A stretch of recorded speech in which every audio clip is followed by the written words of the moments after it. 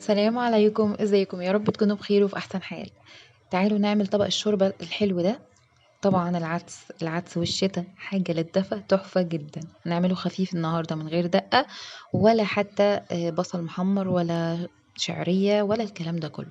نعمله خفيف النهاردة حلو قوي مع عصرة ليمونة كده وشوية عيش محمص ودمته. والمقادير اللي معايا: ربع كيلو من العدس، طماطماية وبصلاية وجزراية متوسطين، و3 فصوص من الثوم، قرن فلفل حار أو بارد، وهنضيف عليهم معلقة صغيرة من الكاري بتديله ريحة ولون حلوين جدا وكمان طعم حلو قوي. بس ما بيأثرش على طعم العدس، بيخليه محتفظ بطعمه لكن بيديله نكهة كده حلوة. كمان هنحط شوية من الكمون وشوية من الفلفل الأسود وشوية من الكزبرة الناشفة وشوية ملح، وهنسيبه يستوي على البوتاجاز لحد ما الخضار يستوي تماما.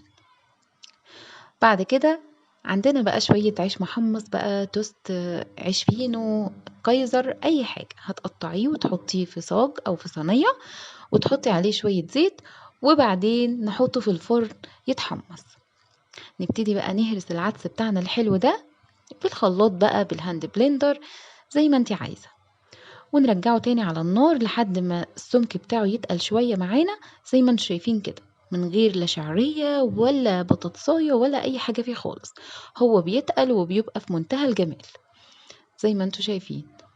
نبتدي بقى نغرف الطبق بتاعنا، أحلى طبق عدس ممكن ناكله، خفيف حلو جدا جدا من غير لا دقة ولا شعرية ولا بقى بصلاية متحمرة ولا الكلام ده كله. طعمه حلو جدا جدا. شايفين الجمال مع عصرة ليمونة بقى؟ مفيش بعد كده. والعيش الناشف اللي حمصناه ده تحفة، روعة جدا، حلوة قوي. وبس كده يا حبايب قلبي، وشكرا على وقتكم. لو لسه معايا لحد هنا متنسيش تعملي لايك واشتراك في القناة لو أول مرة بتشوفيني، وأشوفكم على خير إن شاء الله في فيديو جديد.